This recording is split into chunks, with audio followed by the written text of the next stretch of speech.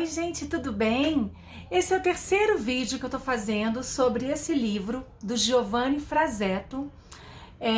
O Giovanni, ele é PhD em Biologia Molecular e ele trabalha as emoções, relacionando as emoções junto com a neurociência, o que eu achei muito interessante. Então, por isso, lá no início eu falei que eu ia dividir o livro dele. Eu fiz um vídeo sobre a raiva, fiz um vídeo sobre a culpa, e agora eu vou falar sobre a ansiedade. A ansiedade, assim, eu acredito que hoje seja o maior problema, assim, das pessoas, né? O que mais atormenta as pessoas no dia a dia. A ansiedade está ligada a diversos fatores e muitas pessoas acabam, assim, tendo muita dificuldade para levar a vida de uma forma tranquila por causa da ansiedade. Eu acho que a ansiedade faz a gente se sentir pequeno diante da vida. E o que eu gostei muito nesse livro do Giovanni é que ele deixa um questionamento no final do capítulo da ansiedade, que ao longo do vídeo vocês vão entender. E é assim impressionante, porque ele leva o assunto para um determinado lado, que ele fala o seguinte: se a nossa vida é feita de incertezas, e a nossa vida é feita de incertezas, será que a ansiedade, de certa forma, ela não pode ser vista como algo positivo pra gente? E é o que hoje as pessoas chamam da ansiedade generalizada. Ela tem muito a ver com aquilo que Freud chamou de neurose lá atrás.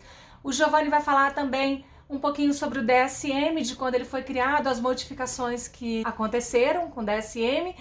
Vai falar sobre a filosofia, sobre a anatomia, sobre a plasticidade do cérebro.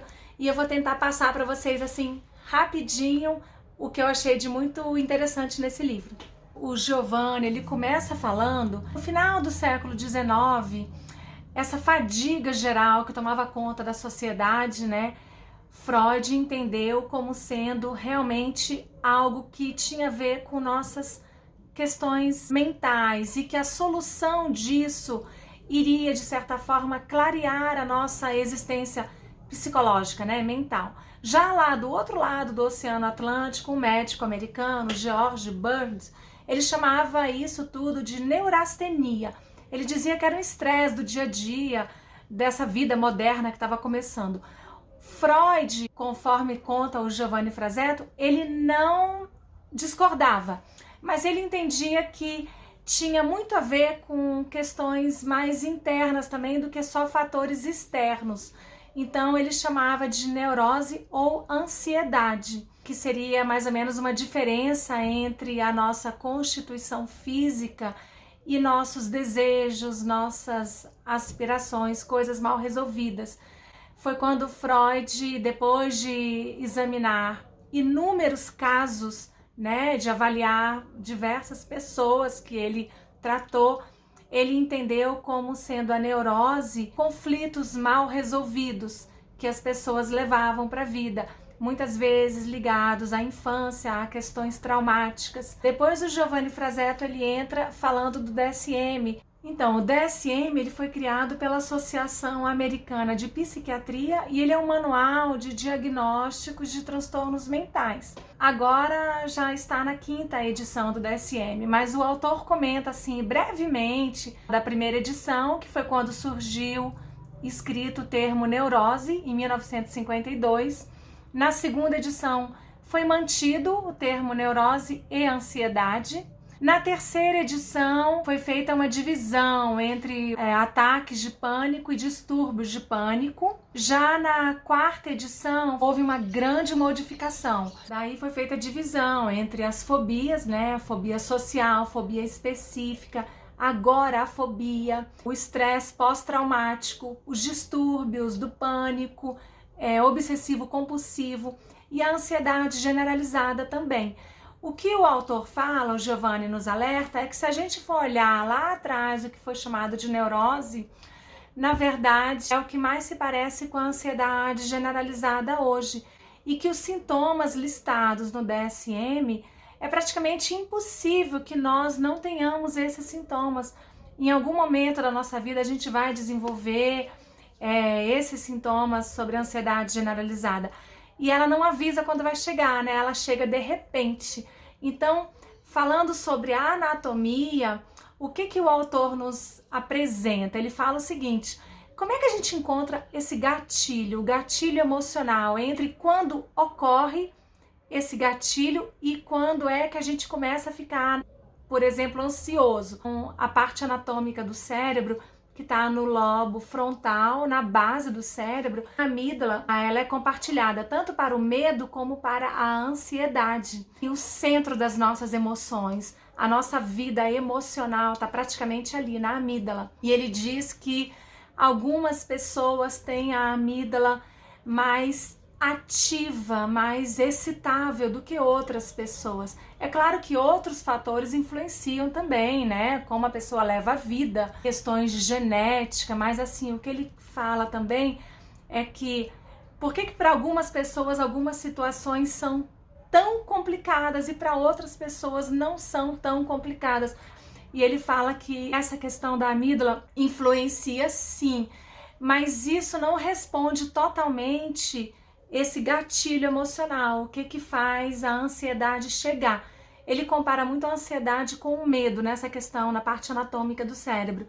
Mas ele vai lá na filosofia, ele recorre na filosofia, e isso eu achei muito interessante, porque ele traz a teoria do Heidegger, que é um filósofo alemão do século XX, e ele escreveu em 1927 o livro Ser e Tempo. Ele fala dessa teoria do Heidegger porque o Giovanni questiona o seguinte: não é na filosofia que a gente sempre perguntava tudo lá atrás, de onde viemos, o porquê estamos aqui, do que é feito o mundo, as nossas dúvidas, nossos questionamentos não foram trazidos sempre da filosofia? E essa teoria do Heidegger, Martin Heidegger, ele fala de duas palavras que ele faz duas distinções. Uma palavra é Vorhandenheit, vou deixar escrito aí embaixo. E ele diz que essa palavra quer dizer assim, como a vida é, os fatos da vida, as teorias da vida, aquilo que os cientistas nos mostram, o que está colocado, está posto pela vida. E a outra palavra, alemã também, é Zusammenhalt. Essa palavra quer dizer o que está nas nossas mãos, a experiência que a gente tem com a vida, o nosso lado emocional com a vida, como que a gente vê a vida. E ele diz que entre as duas prevaleceu a Zusammenhalt, que é como a gente vê a vida, a parte emocional. Porque ele fala o seguinte, que a ciência não conseguiu explicar a ansiedade, que isso está muito ligado à nossa vivência mesmo. E aí Heidegger fala, na teoria dele, que quando nós somos absorvidos pela vida, e o que ele chama de ser absorvido pela vida? É tudo que a gente faz no dia a dia. É ir trabalhar, estudar, levar filho para a escola, cursos, é organizar a sua casa, é cuidar da sua vida financeira, da sua vida social, enfim, é viver. Quando nós estamos vivendo o nosso dia a dia, nós estamos absorvidos pela vida. E Heidegger chamava isso de queda. Literalmente, você cai. É como se você estivesse numa queda, em inércia mesmo. E quando você está nessa queda, quando você cai, você não vê sentido na vida. Você para de ver o sentido da vida, porque você está caindo, você está naquela rotina e você não para ver o sentido da vida para você. A ansiedade está lá, ela está dormindo, mas em um determinado momento a ansiedade vai acordar. Quando a ansiedade acorda, essa relação simbiótica sua com o mundo, ela se perde e você fica sem apoio. E é nesse momento que você se sente sem casa, como se você estivesse sem teto, sem nada.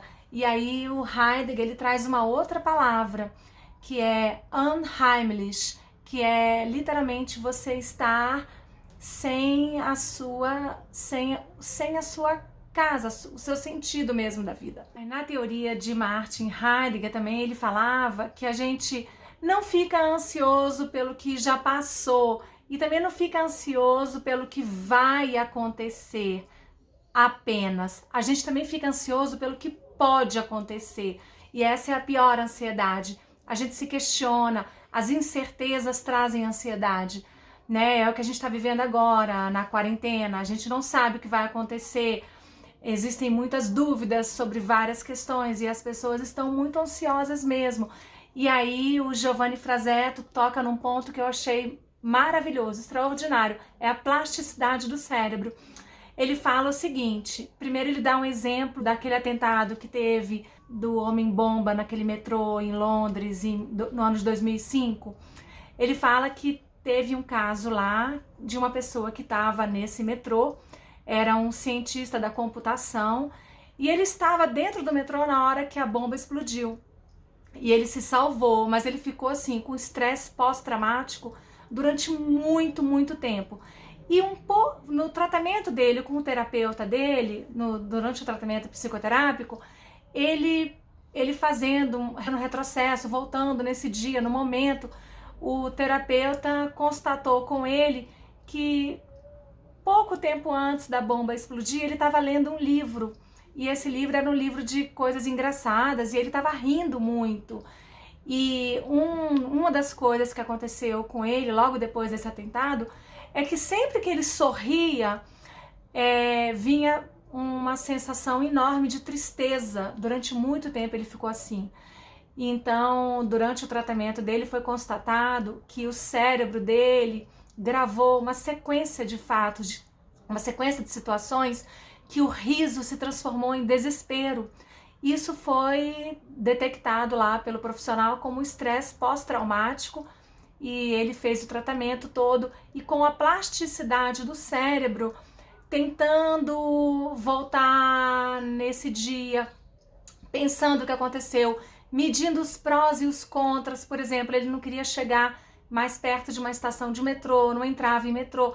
Então, medindo os prós e os contras de como ele levaria a vida dele saudavelmente e o que poderia acontecer se ele continuasse preso a tudo isso, né? Claro que tudo foi feito de uma forma de acordo com as particularidades dele lá, do caso dele, mas ele conseguiu se recuperar e conseguiu trabalhar isso. E o autor, ele fala também dele, do Giovanni, que ele estava em Londres no dia do atentado e ele não estava lá na estação de metrô nem no metrô, ele estava no escritório dele, mas ele disse que ele passou muito tempo, muito receio de andar de metrô. Ele andava, mas às vezes ele saía do metrô.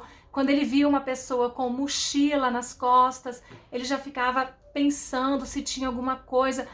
E ele foi trabalhando essa questão de uma forma que ele conseguiu, né, encontrar um caminho melhor, um caminho alternativo para ele, para a situação dele. E depois isso foi passando. E ele fala que isso é a plasticidade do cérebro, é você saber usar, encontrar fórmulas, encontrar maneiras de você driblar a ansiedade, de você usar o seu corpo, o seu conhecimento. Quando o terapeuta conversa com você, quando te fala algumas questões que você pode trabalhar, comportamentos que você pode mudar, coisas novas na vida que você pode começar a fazer, isso tudo não é um simples, não é só uma conduta diferente, uma atitude diferente. Isso dá alteração dentro do seu cérebro de verdade. É como se fosse uma neurocirurgia, é como se você fizesse dentro do seu cérebro uma neurocirurgia mesmo. Daí a importância da psicoterapia, como é importante um tratamento de psicoterapia. E muitas pessoas não sabem, mas a anatomia, ela influencia sobremaneira nisso. Um bom tratamento psicoterápico, ele traz, assim, crescimento muito grande e traz mudanças dentro do seu cérebro. Aí o autor comenta de estudos que foram feitos e, por exemplo, imagens do cérebro que foram tiradas antes e depois de um tratamento psicoterápico, essas imagens detectaram mesmo a mudança na imagem. É como se realmente tivesse sido feita uma cirurgia dentro do cérebro e não apenas conversar, falar. Só quem passa por isso leva a sério, é que percebe a mudança, a alteração no comportamento. Aí ele fala também sobre os remédios, tá? De como a indústria farmacêutica cresceu, com muitos remédios que surgiram sobre a ansiedade. O autor, em momento nenhum, ele diz que ele é contra o uso de medicamentos. Pelo contrário, tem pessoas que precisam mesmo e tudo isso tem que ser diagnosticado, né, pelo psiquiatra. O que ele quer dizer é o seguinte, que se você usa um medicamento de uma forma assim aleatória, toda hora, só para melhorar a sua ansiedade do dia a dia, aquela ansiedade que não traz nenhum risco de vida, ansiedade que você pode tentar trabalhar de outra forma. Se você usa sempre os remédios para isso, né, a droga para isso, você vai fazer o quê? Você vai possibilitar que isso volte de uma forma recorrente na sua vida. Em vez de você ir lá no problema e curar esse problema, seria trabalhar a plasticidade do cérebro, fazer um tratamento de psicoterapia.